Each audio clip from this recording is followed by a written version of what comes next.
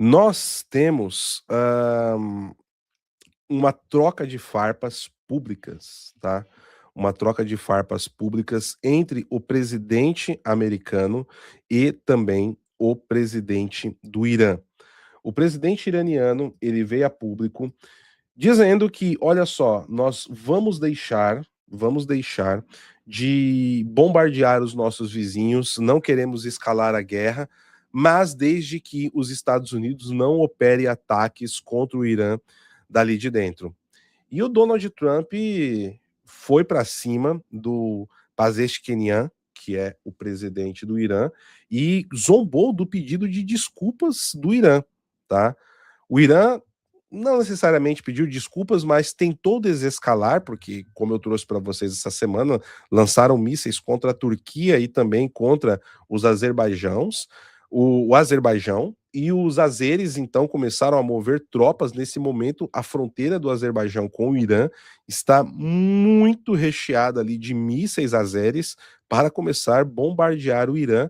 E o presidente iraniano hoje, já madrugada no Brasil, aí aqui em Washington DC, falando sobre isso. E o presidente Donald Trump então zombou do Irã como o perdedor do Oriente Médio, depois que o presidente iraniano Massoud Pezeshkian pediu desculpas às nações vizinhas e prometeu parar de atacá-las a menos que fosse atingido primeiro. Em uma publicação da Truth Social neste sábado, Trump disse que o Irã manteria esse status de perdedor por décadas, até que se rendam, ou mais provavelmente desmoronem completamente, disse Trump. Em resposta à operação Epic Fury, o Irã lançou ataques de retaliação com mísseis e drones contra pelo menos 12 outros países da região, e alguns estados árabes sinalizaram uma postura militar reforçada e estavam lá avaliando possíveis ações militares como contra o Irã, que adiantamos para vocês desde domingo, né, pessoal? E o Donald Trump disse mais, olha só, agora que a coisa fica quente aqui. O Irã, disse Trump, que está sendo espancado até o inferno. Gente, olha, eu vou falar, se tem uma coisa que o Trump não é, uma coisa que o Trump não tem é papas na língua, viu? Pro bem e pro mal. Às vezes isso tem situações que é positivo e tem situações que é negativo, mas vamos lá. O Irã, que está sendo espancado até o inferno, pediu desculpas e se rendeu aos seus vizinhos do Oriente Médio, prometendo que não vai mais atirar neles. Essa promessa só é feita por causa do ataque implacável dos Estados Unidos e de Israel. Eles queriam tomar e governar o Oriente Médio. É a primeira vez em milhares de anos que o Irã perde para os países vizinhos do Oriente Médio. Eles disseram: obrigado, presidente Trump. E eu já disse: de nada. Meu Deus do céu. O Trump olha, o Irã não é mais o valentão do Oriente Médio. Ele é, em vez disso, o perdedor do Oriente Médio. E será por muitas décadas até se render, ou mais provavelmente colapsar completamente. Hoje, o Irã será muito atingido, Trump prometeu, sob séria consideração para destruição completa e morte certa devido ao mau comportamento do Irã. Existem áreas e grupos de pessoas que não haviam sido considerados para alvo até esse momento. Obrigado pela atenção a esse assunto. Trocando em miúdos, pessoal, o que o Donald Trump está dizendo aqui para nós? Que essa noite talvez a coisa vai ferver mais ainda e novos alvos estão vindo por aí, tá? E nós temos uma outra informação também interessante, que o Putin, que através do Dmitry Peskov jogou, né, palatrina o Irã, abandonou, largou a mão do Irã, ligou para o Pezeshkian para apresentar condolências uma semana depois que começou a guerra e pedir o fim das hostilidades. Sério? Sério, Putin? Interessante. Seria bom também se o mesmo fosse feito ali em relação às hostilidades com a Ucrânia, né? Mas a gente finge que acredita, vocês fingem que nada está acontecendo ali no leste europeu. Bom, então o Trump ele alertou, né, que nós teremos aí esse ataque pesado, segundo o próprio presidente, novos alvos virão pelo caminho. E no meio de tudo isso, mesmo depois dessa declaração que o Pezeshkian deu, falando que não iria mais atacar ali ao redor, o Irã continua atacando os seus vizinhos, tá bom? A Guarda Revolucionária do Irã anunciou ataques nesta madrugada a posições de grupos armados de oposição curdos na região do Kurdistão iraquiano em um atentado a uma base americana dos Emirados Árabes, em meio às promessas do presidente iraniano Massoud Pezeshkian, que garantiu que os atentados contra países vizinhos foram suspensos a menos que contra-ataques sejam necessários. Pessoal, isso daqui dos curdos é interessante. Para você que não viu, eu não vou entrar mais em detalhes aqui, porque é extensa a explicação, tem vários lados, mas o que eu vou adiantar aqui, o Donald Trump em pessoa está conversando com lideranças curdas para convencê-los a entrar na guerra dentro do Irã, tá? Principalmente os curdos iranianos e os curdos do Iraque, eles atuariam como um entreposto logístico e os Estados Unidos, obviamente, não admite que ofereceria ali armas, mas possivelmente a logística que se fala através dos curdos do Iraque seja a entrega de armas. Então, por isso o Irã atacou essas posições, o que pode arrastar os curdos para dentro da guerra e vai gerar um problema gigantesco ali no Oriente Médio depois que essa guerra acabar, tá? Se você quiser entender isso também, tem um vídeo de quinta-feira, acho que é de quinta-feira, ou foi ontem de manhã, lá no canal PH Araújo nos Estados Unidos, explicando isso em detalhes, todos os pontos para vocês. Foi ontem ou foi quinta que esse vídeo subiu, tá bom? Então, eu recomendo vocês darem uma olhada para entender essa questão dos curdos. É muito importante. A Guarda Revolucionária anunciou que os ataques no Iraque ocorreram por volta das 4:30 da manhã e foram direcionados contra 3 posições de grupos separatistas na região iraquiana, perdão. Grupos separatistas na região rapaz, grupos separatistas na região iraquiana. Pronto. Esses grupos estão abrigados no Iraque e há alguns dias a mídia dos Estados Unidos tem especulado que eles podem lançar uma ofensiva no oeste do Irã, na região predominantemente curda de Rojhelat, para desestabilizar ainda mais as autoridades iranianas em meio à ofensiva lançada pelos Estados Unidos e Israel há uma semana.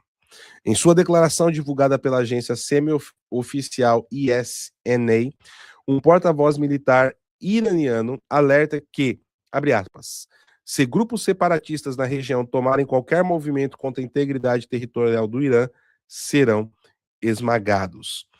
E existe uma divisão muito grande entre os curdos e uma preocupação legítima, tá, pessoal? Se eles devem ou não entrar. Por isso eu recomendo muito que vocês vejam esse vídeo lá no canal PH Araújo nos Estados Unidos. E se você não está inscrito lá, você está perdendo muito material assim condensado, específico, sobre diversos temas que estão sendo material de apoio aqui nas nossas análises no PH Vox, tá?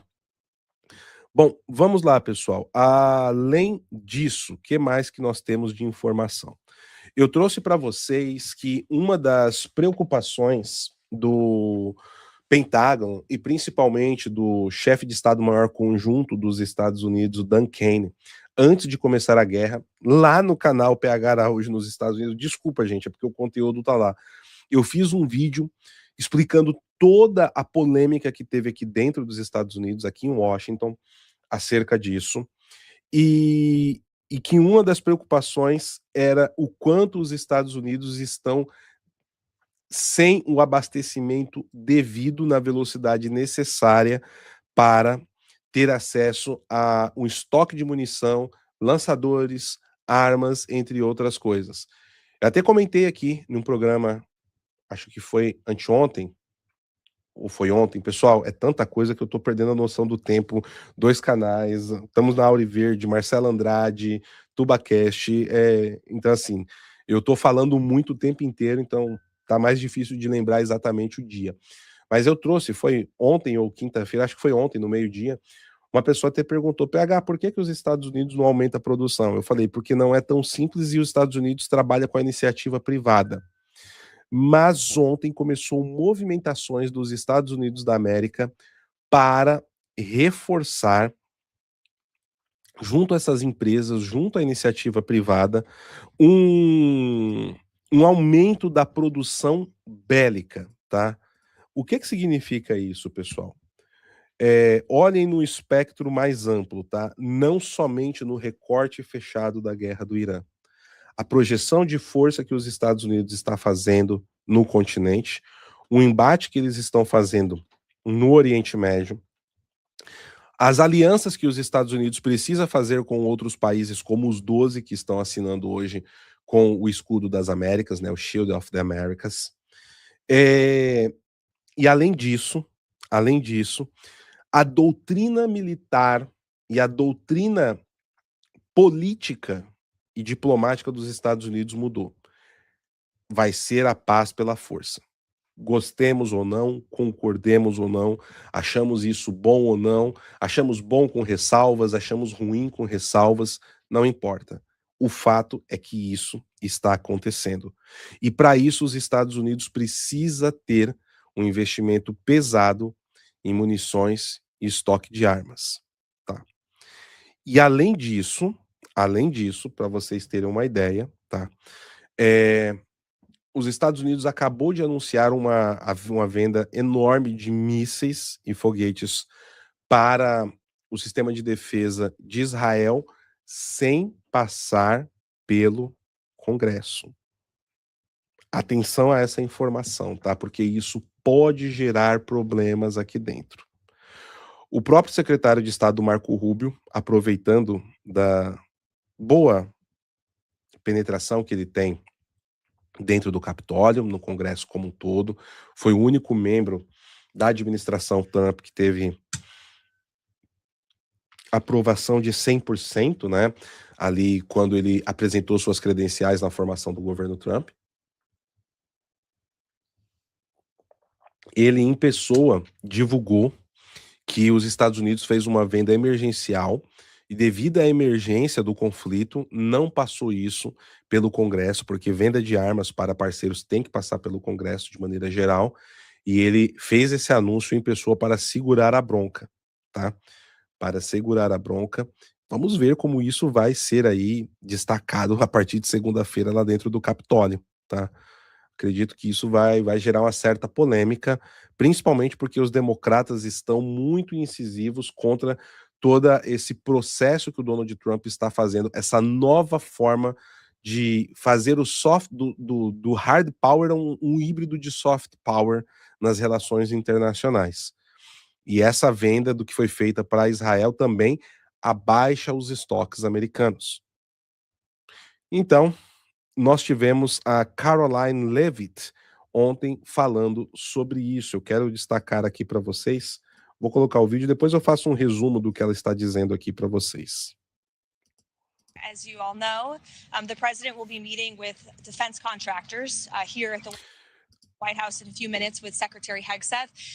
Ela falou que o presidente dos Estados Unidos ele vai se reunir com os fabricantes de armas, né, as empresas que fabricam armas, em alguns minutos aqui na Casa Branca, ao lado do secretário da Guerra, Pete Hegseth.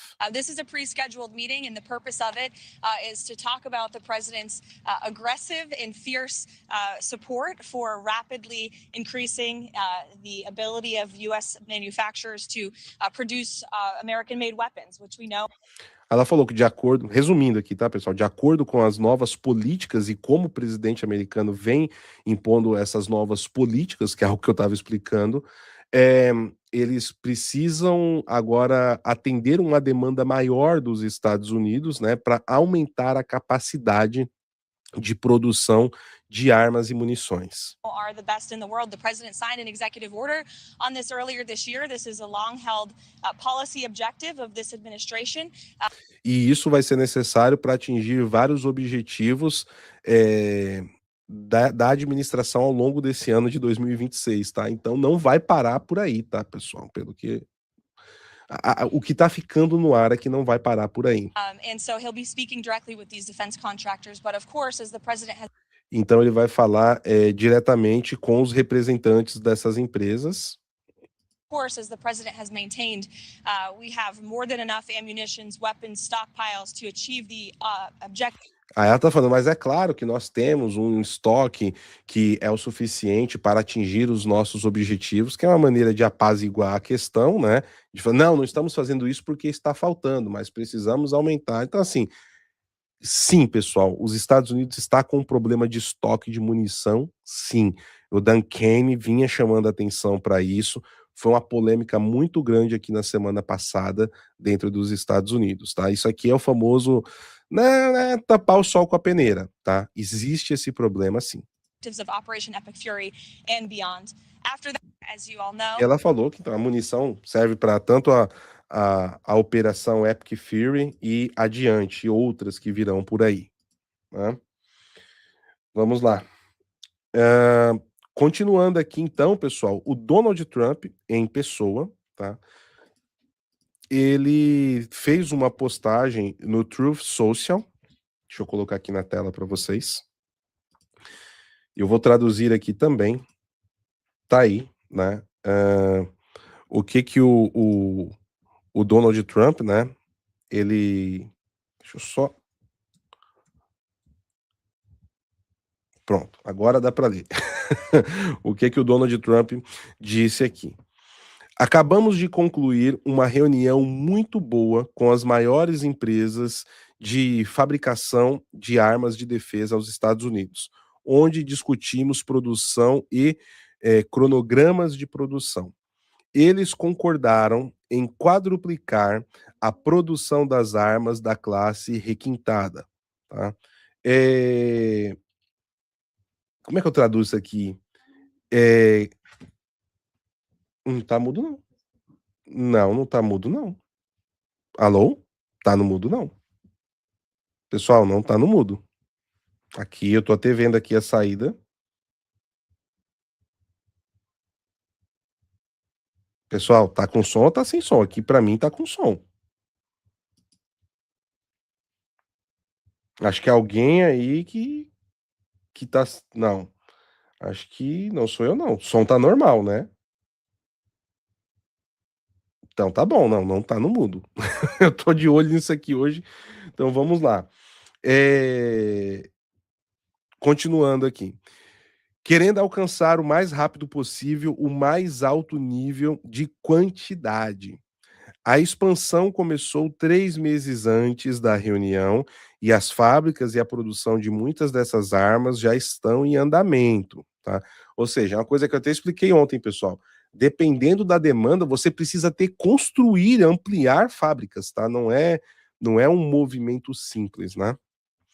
Temos um fornecimento praticamente limitado de munições de grau médio e médio superior, que estamos usando, por exemplo, no Irã e recentemente usadas na Venezuela.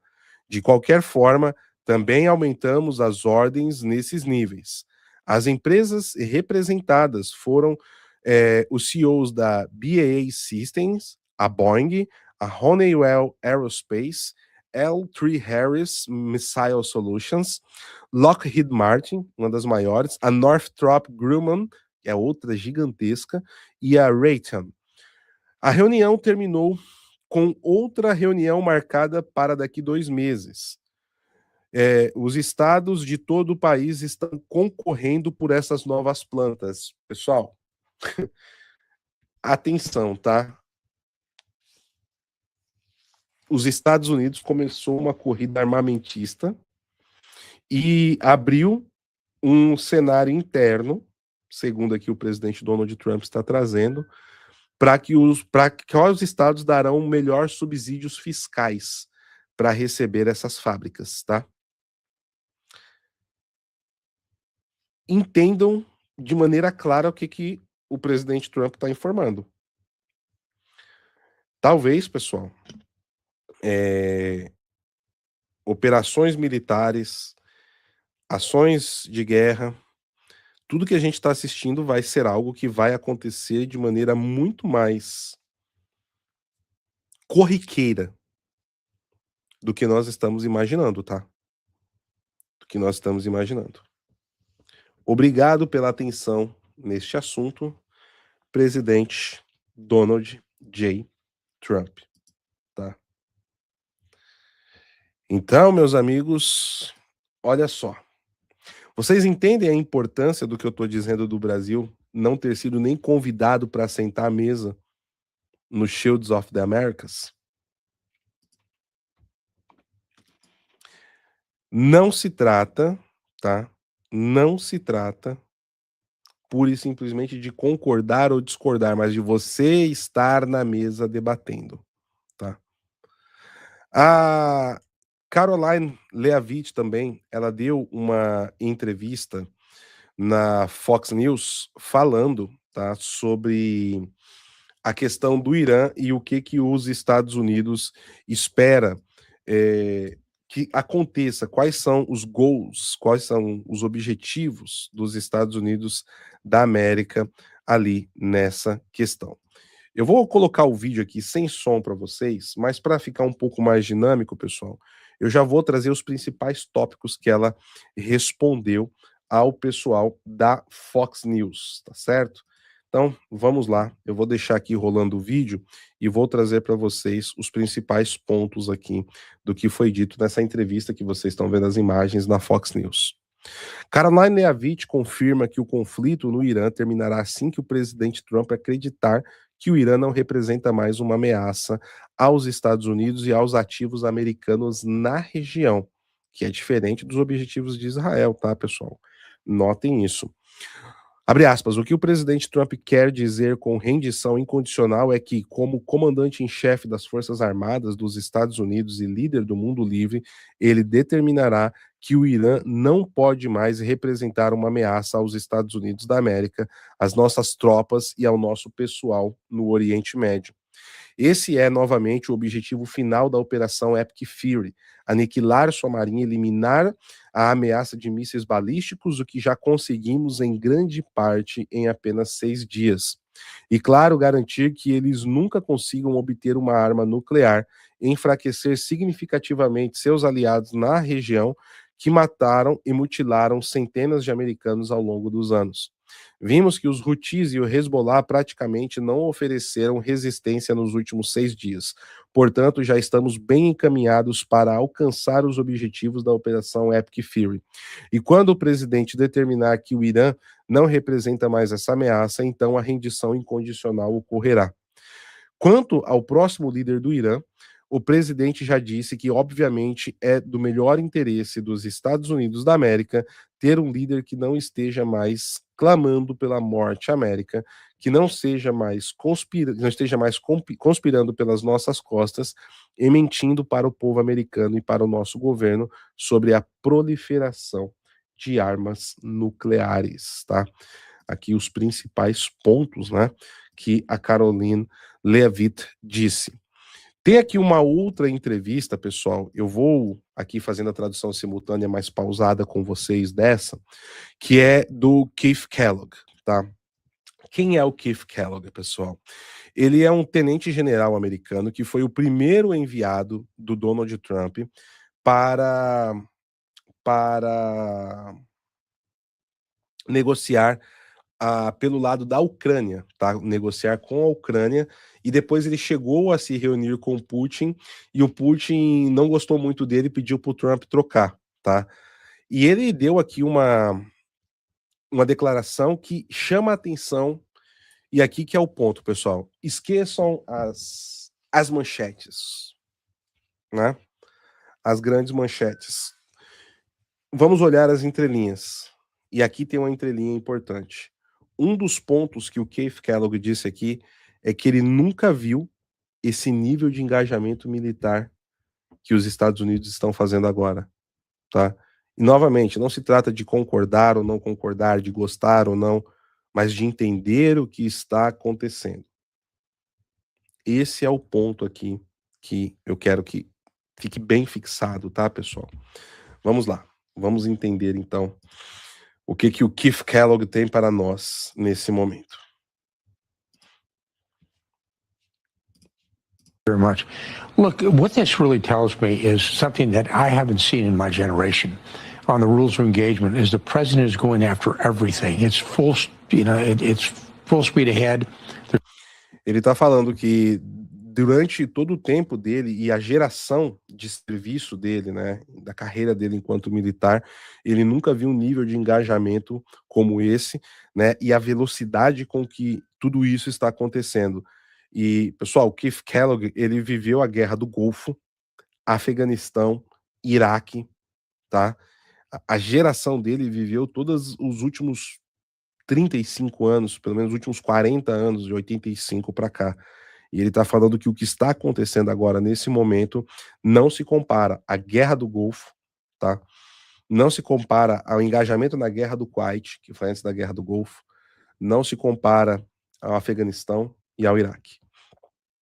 Taking out targets most of us hadn't thought about. There's a huge target list out there, and there's no restrictions. And the president's right about winning. There's no... E aí ele falou que a quantidade de alvos ao mesmo tempo também é impressionante, que o presidente está certo sobre estarem ganhando. No doubt in my mind that we're destroying every target we want to get to. And Brett just came on a minute ago, and he's probably the drone king of the world out there. And we're just using things that we hadn't used before and going after these. E aí ele fala, né, que da questão do Dan Kane, né, que era uma das preocupações dele, mas que a velocidade está realmente muito, muito grande e que estão sendo utilizadas coisas que antes não se ouvia falar, que é algo que vem falando, o Trump vem falando, os Estados Unidos não está mostrando muito, mas desde a operação na Venezuela, né, sempre novas armas estão aparecendo e os Estados Unidos estão colocando novos aparatos de armamento no campo de batalha. Targets like the LUCAS system, which is a drone system that we reverse engineered from the Shahed 136. That's got basically a huge warhead on it that we're sending back to the Iranians. So we took their design, reverse engineered it, and sent it back. And aí ele está falando da questão dos drones, a tecnologia de drone que está sendo, inclusive, revertida, né? Os ataques iranianos, maneiras de repelir esses ataques de drones de uma maneira muito rápida também. We're going after their deeply buried bunkers. We're going after every target we can find that's out there. E aí falou da questão dos bunkers, mesmo tão profundos onde eles estão conseguindo acertar. You know, this is one of those that I advise the mullahs is, you better go back to your mosque, because, you know, there's a game in America called whack-a-mole. We're doing whack-a-mole right now. And it's sort of like everybody sticks their head up and says, I'm in charge. You're gone. You're history. And the Revolutionary Guards is gone too. Their military is gone. Their military, the economic piece is gone. It's just a massive win for the United States. You were talking. E aí ele falou, né, de tudo que o Irã perdeu nesse período e tudo que foi destruído de uma maneira tão rápida. Falou que dos centros da Guarda Revolucionária, como foi abatido o aparato econômico do Irã e de como as forças americanas que estão engajadas ali conseguiram infligir tanta destruição em um tempo tão curto, né? Então, o Keith Kellogg é uma figura importante, tá, pessoal? Quando falamos da diplomacia militar dentro dos Estados Unidos, eu achei muito interessante aqui esse trecho, agradecendo inclusive ao perfil Direto da América, né, que fez a postagem aqui desse pequeno trecho. Eu achei bastante interessante de trazer para vocês. E o que o Leandro está apontando aqui, né, 100 tropas no terreno, né, pessoal? E aí? Nossa análise da semana tá agitada, né? Eu falei para vocês que ia ser um pouco fora do padrão das pautas, mas tinha muita coisa pra gente falar, né? Vocês já deixaram o like de vocês? Daqui a pouquinho eu vou dar uma olhada aqui nos nossos novos PH Voxers, hein? Será que temos PH Voxers novos? Né? A Fabi tá colocando o link para vocês aí também. Olha, já estamos aí com superávit de likes. Gosto assim. Jandira Fegali terá folga esse final de semana, então, hein? Muito bem. E olha só, pessoal. Essa daqui é uma outra informação que eu vou voltar para o eixo aqui da América Latina, porque o Trump disse o seguinte: Cuba vai cair logo, logo, e ele vai colocar o Marco Rubio ali. Tá? Ele deu uma entrevista para a CNN, para Dana Bash, falando exatamente sobre isso. Depois eu vou fazer um vídeo lá para o canal PH Araújo nos Estados Unidos em detalhes sobre isso daqui. Eu tinha separado, né? Vou até jogar aqui para o lado, que depois eu vou produzir um material para vocês sobre isso daqui mais especificamente, tá? Agora, pessoal, o nosso tema de capa, tá? Hoje pela madrugada, nós tivemos a informação de que o Donald Trump, né, madrugada não, já era tarde da noite, não era madrugada ainda, mas que os Estados Unidos estão enviando um terceiro porta-aviões para a região do Irã, tá? Então, olha só o que está acontecendo. Vocês lembram que o Abraham Lincoln ele foi enviado para lá, o USS Abraham Lincoln, inclusive é o grupo de destacamento de um porta-aviões que está mais ativo nesse combate, e existia a possibilidade de enviar um segundo porta-aviões. Vamos ver quem está atento aqui na cobertura que o PH Vox está fazendo antes de estourar o conflito. Quem aqui se lembra que eu disse para vocês que um porta-aviões ele seria enviado, mas ele estava no estaleiro aqui nos Estados Unidos fazendo algumas adaptações logísticas, alguns reparos e preparação, e ele poderia demorar mais, e que por conta disso os Estados Unidos estavam considerando enviar o Geraldão, tirar ele ali da região do Caribe e enviar para lá, e realmente foi feito. Depois o Geraldão foi enviado para lá. Lembram-se disso? Olha só, o pessoal aí lembrando, né? Poucos estão lembrando, hein? Poucos estão lembrando. Achei que mais pessoas lembrariam. E nós trouxemos isso daqui para vocês. O Geraldão, então, foi para lá. E esse outro porta-aviões que estava no estaleiro era o George H.W. Bush, tá? O porta-aviões Bush pai, em homenagem ao Bush pai. E ele acabou de ser destacado e está indo em direção ao Oriente Médio, tá, pessoal? Essa informação também foi divulgada pela Fox News com exclusividade ontem à noite, tá? Então, eu quero trazer para vocês aqui esse detalhe aqui. Vamos lá. Good evening, Brett. A third U.S. Navy aircraft carrier strike group is getting ready to cross the Atlantic and join the war against Iran. Então, quero trazer para vocês que mais um grupo de porta-aviões americanos está atravessando o Atlântico e está se unindo ao restante da Marinha na guerra contra o Irã. The USS George H.W. Bush has completed her workups just off the coast of Cape Hatteras and is expected to deploy soon. E aí ele disse que ele fez as manutenções, informou que é o USS George H.W. Bush e que está saindo, né, do porto muito em breve. Expected to head to the eastern Mediterranean after the aircraft carrier USS Gerald R. Ford crossed the Suez Canal on Thursday and is. E aí está informando que o Geraldão acabou de cruzar o canal de Suez na quinta-feira. Now in the Red Sea. In addition to dozens of strike fighters aboard the carrier, the guided missile destroyers in the strike group. E isso não significa, tá, pessoal, que o Geraldão já não estivesse operando. Ele estava operando ali da costa do Chipre nos combates, tá? Mas provavelmente o Geraldão vai ali se unir o Abraham Lincoln e o Bushão, como o pessoal tá falando aí, o SS Bush, H.W. Bush, vai ficar ali perto da costa do Mediterrâneo de Israel, né? Esse é o primeiro ponto, né? É o ponto mais importante que eu queria trazer para vocês aqui dessa reportagem da Fox News também. Certo, meus caros?